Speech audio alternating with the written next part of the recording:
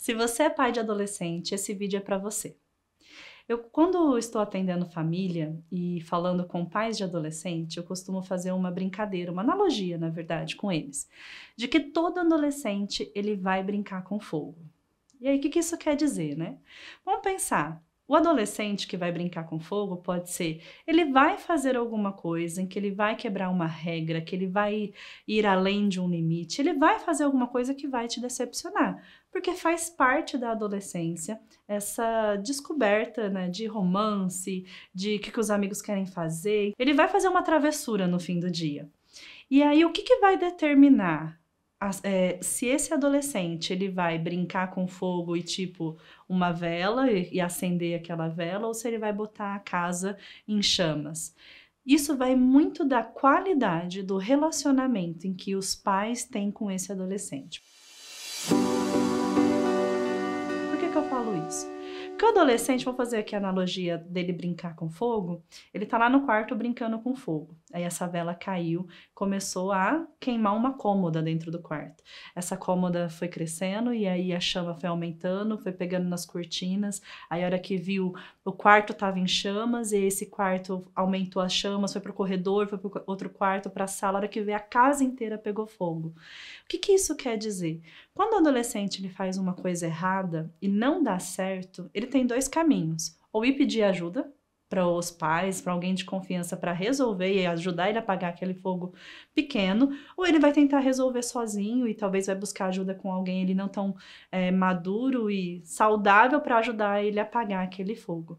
E quando a gente vai pensar na relação dos pais, se você é um pai, uma mãe, que você tem uma porta aberta para o diálogo, ele vai te avisar rápido que começou a pegar fogo. Mãe, a vela caiu aqui no meu quarto, socorro, vem me ajudar.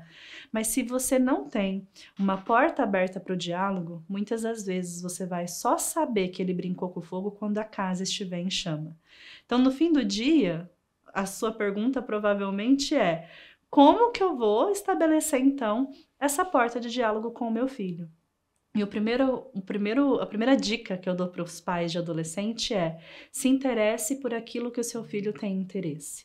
Porque muitas das vezes o filho cresce e a gente ainda tem a vontade de que ele continue sendo aquela criança. Só que ele cresceu, ele tem vontades, ele tem desejos, ele tem amigos muito diferentes daquilo que você idealizou para ele. E muitas das vezes é neste momento que tem um distanciamento e os pais têm dificuldade de acessar esse adolescente.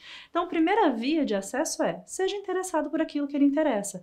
A série que ele assiste, o jogo que ele gosta de jogar, quem são os amigos dele, chame esses amigos para dentro da sua casa. Segundo ponto: abriu essa porta de interesse, fale sobre assuntos difíceis com o seu filho sem julgamento. E quando eu falo assunto difícil, eu tô falando de sexo, eu tô falando de drogas, eu tô falando de suicídio, eu tô falando de depressão, eu tô falando desses assuntos que são muito difíceis, porque com certeza o adolescente fala sobre isso. E se você quer proporcionar para o seu filho uma referência saudável diante desses temas tabus, você precisa ser essa pessoa que ele não vai ter medo de falar sobre esses assuntos. Então, seja essa pessoa que vai falar com ele de uma maneira sem tanto julgamento dos assuntos difíceis. E terceiro, né? Então, primeiro, se interesse pelas coisas que o seu filho gosta. Segundo, converse sobre assuntos difíceis.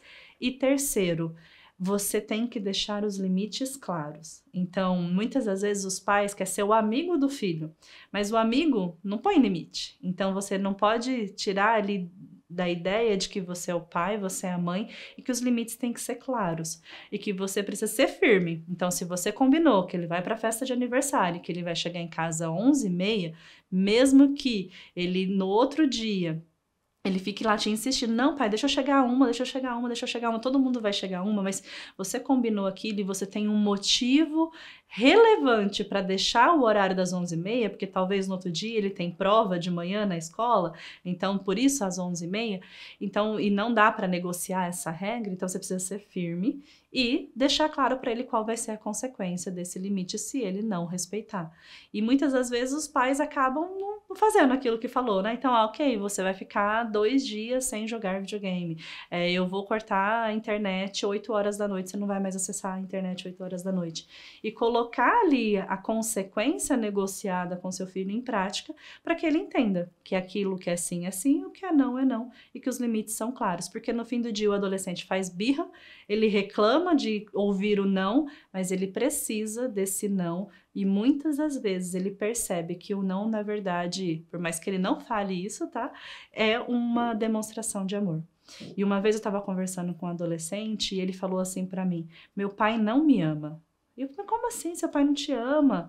Não, eu tenho certeza que o meu pai não me ama. Porque se eu saio, ele não me pergunta onde eu vou. Se eu chego 10 horas, meia-noite, 2 horas da manhã, 3 horas da manhã, ele não pergunta onde eu estava, o que eu estava fazendo. Se eu vou bem na escola, para ele tanto faz. Se eu vou mal na escola, para ele tanto faz. Então, no fim do dia, esse adolescente estava dizendo para mim que o pai dele, por não colocar os limites, por não acompanhar a rotina desse filho e estar presente, ele percebia que o pai não o amava. Então, você que é pai de adolescente, abra a porta de diálogo com o seu filho, para que quando ele for brincar com fogo, ele te avise assim que o negócio ficar ruim, e não só quando a casa estiver pegando fogo, né? Estiver em chamas.